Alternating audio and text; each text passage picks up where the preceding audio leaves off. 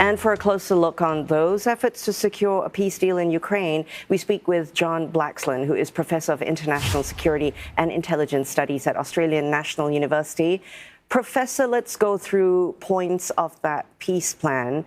It reportedly asks Ukraine to withdraw from parts of Donetsk, areas it's defended for more than a decade. Tell us, could Kyiv survive politically or even domestically if it were seen to concede such territory?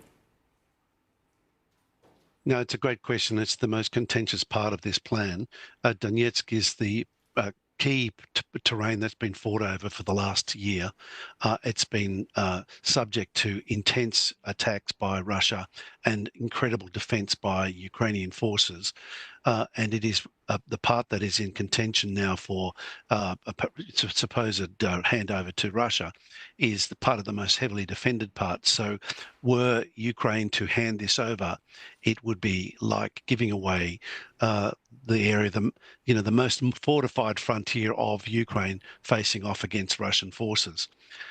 So there would have to be a very significant guarantee attached to that that would kind of enable Ukraine to be able to pitch this to the the President Zelenskyy to pitch this to the Ukrainian people as being an acceptable, palatable compromise that is going to end the war.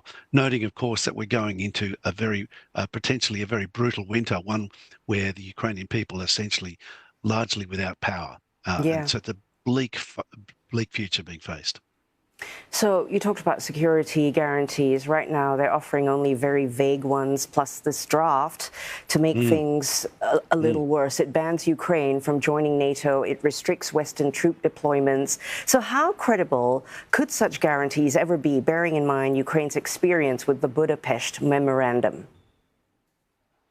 Well, that's exactly the problem. The Budapest Memorandum is the touchstone, if you like, of the resolve of the West and of Russia to actually stick to agreements. What this war shouldn't have happened, arguably. The Budapest Agreement should actually still be standing. So where does this leave us? Well, this is why a lot of people, a lot of critics are now saying, this is the Chamberlain moment, the Munich moment. I think that's a little bit overdrawn, but it is an understandable reaction from people who are saying we shouldn't be making any compromise to the Russians at all, and that they should be paying a far heavier price for the atrocities that they've committed, the pain they've inflicted, the costs that they've inflicted. Now, some of the plan does actually speak to drawing on Russian funds to actually do some of the reconstruction work. But it is, it's very much weighted towards the Ukrainians having to pay up and the Russians being let off with more than most pundits would acknowledge as being a fair deal. But of course, we're dealing with the realities of the power dynamics at play. We're dealing with the president in the United States who's wanting to get a deal. He wants it now by Thanksgiving. That's only a few days away, Thursday here in the United States. So this is a big ask. We've seen Secretary Rubio really doing significant shuttle diplomacy, engaging with national security advisors from the European Union and getting their involvement finally, belatedly, even though this is a deal that was largely drafted by Americans with significant Russian input, and with the Ukrainians being brought in very late to the piece. So there's a lot here hanging in the balance. Clearly for President Zelenskyy, this is a make or break moment. He's caught between a rock and a hard place. He doesn't have any good options at the moment.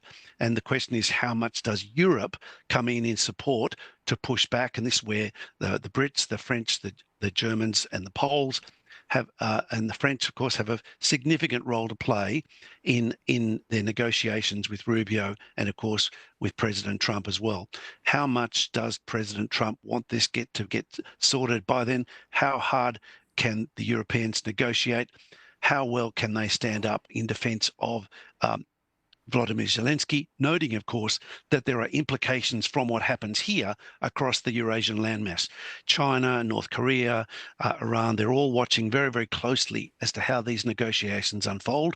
And of course, when we think about what happens at the other end of the Eurasian landmass, we're all thinking about Taiwan and the prospects of war there. But of course, we can't forget that North Korea has been testing ballistic missiles and is expanding its nuclear weapons program.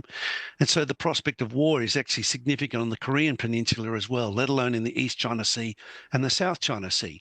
So the gravity of this, of course, for people in Singapore and Australia is great. Yeah, it's far-reaching, Indeed. Professor, and there could be implications on President Zelenskyy as well. So let me ask you, if he were to be seen accepting a deal as conceding territory and limiting Ukraine's sovereignty, would it mean the start of peace or the end of his leadership? So if it depends on how it's pitched, it's potentially a sign of his ability to draw the war to a conclusion with a deal. If he can get some more concessions out of the United States and out of Russia, with some more guarantees from the Europeans, it's conceivable. At the moment, that the agreement, the draft agreement, doesn't have NATO troops at all monitoring the border. It doesn't talk about who's going to monitor the border. And if you think of the parallel situation of the Korean War, where we have a demilitarized zone that is monitored by a UN peacekeeping force, a UN commanded force, I should say, it does beg the question about how you guarantee this. And this is, of course, the key question for Ukraine. How do you get Russia to honour any agreement, given the fact that it's known to dishonour agreements left, right and centre? And this is the key question that the Americans, alongside with the Europeans, need to answer. All right, we have a Thursday deadline, and we'll see what happens from then on. Thank you for your insight, John Blaxland, Professor of International Security and Intelligence Studies at Australian National University.